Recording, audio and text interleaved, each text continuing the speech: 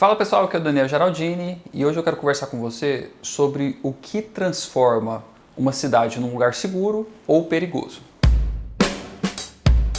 A primeira coisa que a gente precisa entender aqui é por que esse assunto é relevante para a gente que não trabalha diretamente com o poder público, nós que muitas vezes estamos mais próximos do empreendedorismo, do lado dos empreendimentos imobiliários e especialmente aqui eu quero conversar com você que mexe com o parcelamento do solo. Olha só, da maneira como a legislação foi escrita, como a Constituição Federal foi escrita, a Lei Federal 6766, foi transferido meio que indiretamente para os empreendedores, para os loteadores, a responsabilidade pelo planejamento das cidades. Quando eu digo indiretamente, é porque existem mecanismos oficiais, por exemplo, o plano diretor, que faz o planejamento de crescimento macro da cidade, os vetores de crescimento, o zoneamento urbano, tudo isso está escrito lá no plano diretor. Mas quando a gente vai descendo mais para o nível das pessoas, o nível micro, a cidade meio que não tem muito o que fazer a respeito disso. Então, por exemplo, quando você propõe a aprovação de um projeto de loteamento, a prefeitura vai olhar se você atendeu os requisitos básicos. A prefeitura vai olhar se você colocou a largura da rua certa, se você vai executar todas as obras de infraestrutura, se você deixou a largura de calçada que eles pedem, um tamanho mínimo de lote, se você deixou o percentual de áreas verdes, áreas municipais. Ela vai olhar apenas isso. Agora, se o projeto que você está propondo é de qualidade, ou se o projeto que você está fazendo garante segurança para aqueles moradores, isso aí já é uma outra questão, uma outra pergunta. E a prefeitura, o analista municipal, o secretário, o prefeito, não tem muito como interferir na atividade que você está fazendo. Afinal de contas, esse é um empreendimento privado, esse é um empreendimento que você está fazendo com o seu capital com a finalidade de obtenção de lucro. A prefeitura consegue aprovar ou recusar seu projeto ou submeter para uma nova análise na medida desses quesitos que foram escritos ali naquela Lei Municipal de Parcelamento do Solo. Então, apesar de você, empreendedor, não estar atuando do lado público, não estar atuando do lado do planejamento urbano, você também é responsável por garantir a segurança na cidade. Porque o empreendimento que você faz hoje, com os seus objetivos financeiros, com os seus interesses, ele vai ficar naquele município para a posteridade. Então, o que você faz hoje, muito dificilmente vai ser demolido, vai ser destruído e vai voltar a um novo empreendimento. O que você faz hoje, em pouco tempo, será consolidado como cidade. A cidade vai crescer ali para dentro daquela sua área e ali as pessoas vão morar. Então, você está vendo como você é responsável por garantir segurança, qualidade de vida para aquelas pessoas que vão morar dentro daquele projeto? Pois é, essa é uma responsabilidade muito grande. Então, surge uma pergunta, como garantir que aquele lugar ali vai ser seguro? Como vai garantir que aquele lugar ali as pessoas vão poder andar pela rua à noite, as pessoas vão poder transitar por ali com segurança, sem ter medo de pessoas estranhas? E esse aqui é um ponto muito interessante, porque a resposta talvez mais simples para o problema de segurança é falar o seguinte: olha, para garantir segurança em um lugar, muito fácil, muito simples. Para garantir segurança no lugar, é só colocar policiais nas ruas. É só a gente colocar viaturas, colocar a guarda municipal, colocar a polícia militar e colocar postos de onde essas pessoas ficam, e isso garante a segurança. Olha só, isso não é verdade, porque regiões que têm um policiamento muito alto geralmente não são regiões seguras. E acaba que a região que tem um policiamento muito alto é meio que o reflexo da alta criminalidade. Eu não estou falando que a polícia é dispensável. Não estou querendo dizer que a gente não precisa de policiais ou que os policiais são inúteis. Não é isso. Mas eu estou falando que apenas policiais, apenas a presença de polícia militar, de guarda municipal, isso não garante a segurança naquela localidade, não garante a segurança no seu empreendimento. Então agora é interessante a gente entender o que isso de segurança ou perigo quer dizer, E o que quer dizer segurança ou perigo no ambiente urbano, na cidade. Todas essas reflexões que eu vou trazer aqui para você, elas estão presentes no livro da Jane Jacobs, A Vida e a Morte de Grandes Cidades. E essa autora, ela aponta ali que quando a gente fala isso de perigo, segurança, tranquilidade, normalmente a gente resume isso ao que acontece no ambiente da rua, rua e calçada, e especificamente no que acontece nas calçadas. Nas ruas a gente acaba dedicando esse espaço para os carros e a gente fica mais preocupado para o que está acontecendo ali nas calçadas.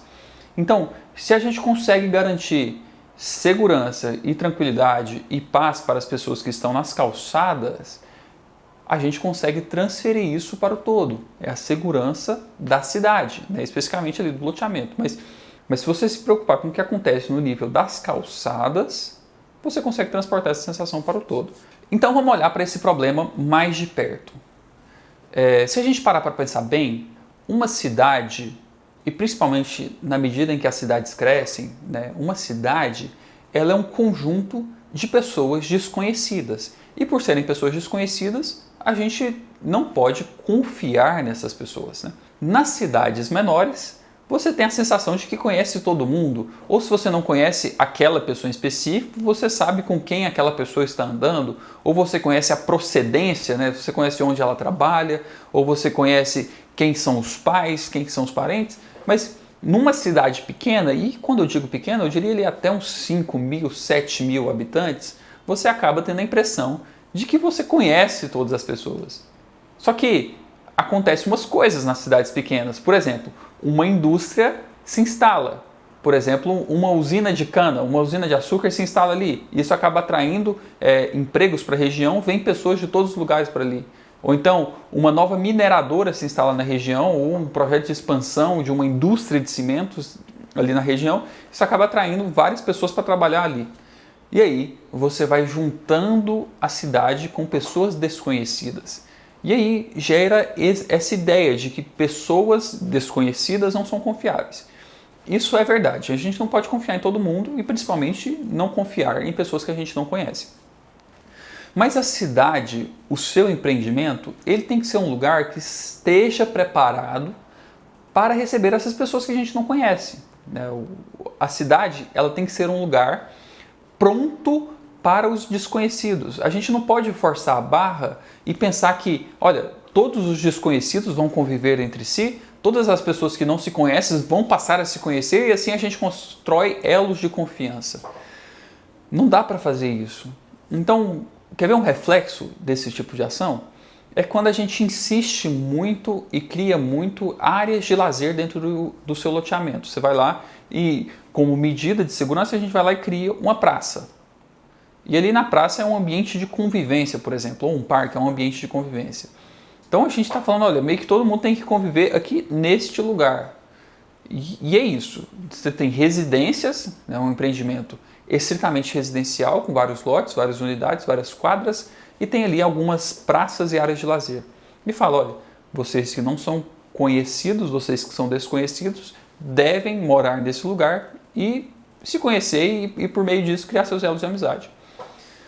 Durante muito tempo, eu confesso para você que eu achei que essa hipótese de áreas de lazer, essa hipótese de criar ambientes de convivência, fosse a melhor alternativa, fosse a melhor oportunidade para que essas pessoas tenham a sensação de segurança. Então, quando eu li o livro da Jane Jacobs, eu percebi que isso não era bem verdade.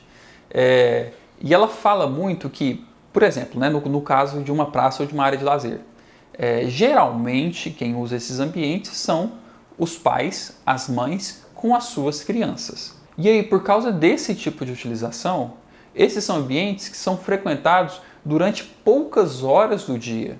As crianças brincam antes de ir para a escola ou depois da escola, mas existe um grande período. Durante o período letivo em que as crianças estão na escola, durante o horário de almoço em que as crianças estão em casa e durante o período noturno em que as crianças também estão em casa. Então você percebe como esses ambientes, essas praças, essas áreas de lazer, elas ficam desocupadas durante a maior parte do dia. Quando as pessoas estão lá, ela está sendo bem frequentada, mas durante muito tempo as pessoas não estão lá.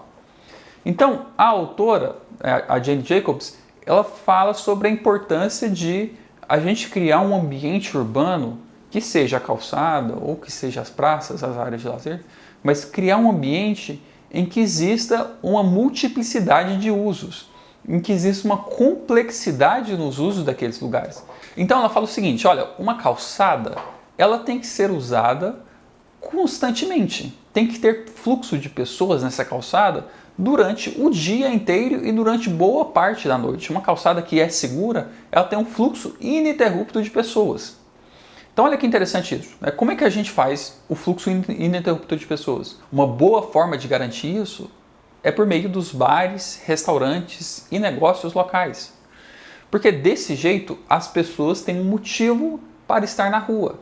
Seja frequentar um bar, ir a uma padaria ou ter um salão de beleza, mas existe motivos para as pessoas estarem nas ruas, né? E esse tipo de fluxo de pessoas gerado por meio de comércio, ele acaba muitas vezes atraindo mais pessoas ali para aqueles comércios, porque os próprios proprietários, os próprios comerciantes, eles são os principais interessados em garantir a segurança naquele lugar, porque a sensação de falta de segurança acaba afastando clientes ali, né? Então eles se preocupam muito com a qualidade das pessoas que transitam ali. Então, a Jane Jacobs fala que você tendo um fluxo ininterrupto de pessoas na rua, você acaba atraindo os olhos das pessoas para aquele lugar. É muito importante isso. A rua tem olhos, ou seja, as pessoas olham para as ruas. Isso é importante, ter janelas e portas viradas para as ruas. Se a rua tem olhos, isso acaba garantindo que não existe crime, não existe falta de segurança, porque as pessoas observam as ruas. Mas para que as pessoas observem as ruas, é interessante ter coisas acontecendo nas ruas, nas calçadas. Ninguém gosta de ficar olhando pela janela, ninguém gosta de ficar num peitoril de uma janela, olhando para uma rua deserta, uma rua que não acontece nada. Inclusive, eu acredito que esse seja um dos motivos de porque nos nossos loteamentos, principalmente nos padrões mais baixos, as pessoas construam muros, fechem todas as suas casas, os portões são vedados, que a gente entra ali numa rua que é cega. Meio que como não acontece nada do lado de fora, não tem nada para olhar, a gente pode fechar aqui. E ao fechar isso, você mura a sua rua, coloca um portão totalmente vedado, você acaba criando uma insegurança enorme do lado de fora e também do lado de dentro desse lote. Porque tudo o que acontece em um dos dois ambientes não é observado por ninguém. Então, por exemplo, você pensa aí num pai ou numa mãe, o tanto que é inseguro deixar a sua criança brincar do lado de fora. Porque como que ela vai brincar do lado de fora se não tem ninguém observando? Nem eles próprios, os pais daquela criança, nem os outros vizinhos, as outras pessoas da rua. Não tem ninguém observando. Os muros, os portões, eles são completamente fechados, não tem uma janela, não tem uma pessoa observando do lado de fora. Isso cria um ambiente extremamente perigoso. Então, se você tem um fluxo ininterrupto de pessoas, se você tem pessoas caminhando por aquele lugar, você consegue atrair olhos, você consegue atrair pessoas para olhar para a rua. São os donos da rua, as pessoas que moram ali, elas são proprietárias da rua e elas conseguem olhar. Existe uma outra alternativa para a gente garantir a segurança das ruas, inclusive isso é muito defendido em algumas prefeituras, que é a questão da iluminação pública. Inclusive, essa questão da iluminação pública acabou entrando no orçamento de Secretaria de Segurança Pública de alguns municípios, né? Ela saiu da Secretaria de Planejamento, Secretaria de Obras e foi para a pasta de segurança. Mas é um ponto muito interessante isso.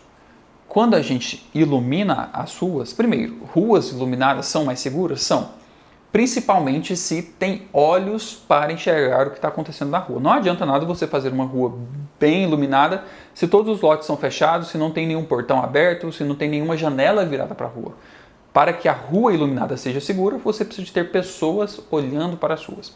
Beleza, mas ruas iluminadas por si só não garantem a segurança no município inteiro. Por quê? Porque se você ilumina uma rua, você acaba tirando o perigo e a criminalidade daquele lugar. Então, se as pessoas usavam ali, por exemplo, para mexer com tráfico de drogas, e você ilumina aquela rua e aquela rua passa a ser segura, o efeito de segunda ordem disso é que aquelas pessoas que estavam naquele lugar ali, elas vão ir para outro lugar. Elas vão se deslocar. O crime vai mudar daquela esquina para outra esquina.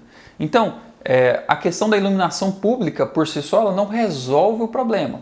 Ela pode transferir o problema para outro lugar, você pode jogar o problema para frente, né? Então, quando a gente pensa em melhorar a iluminação pública de um município, isso é uma coisa que pode gerar concentração de falta de segurança em outro lugar. Então a gente tem que pensar bastante sobre isso, né? Iluminação pública é uma coisa muito importante, ela realmente melhora a segurança de um lugar, mas as ruas mais claras tornam as ruas mais escuras mais perigosas.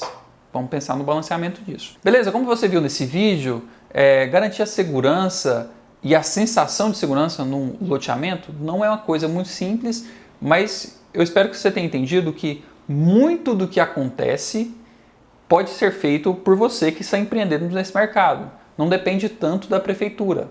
Bem, eu espero que esse vídeo seja útil nos seus negócios e nos encontramos numa próxima oportunidade.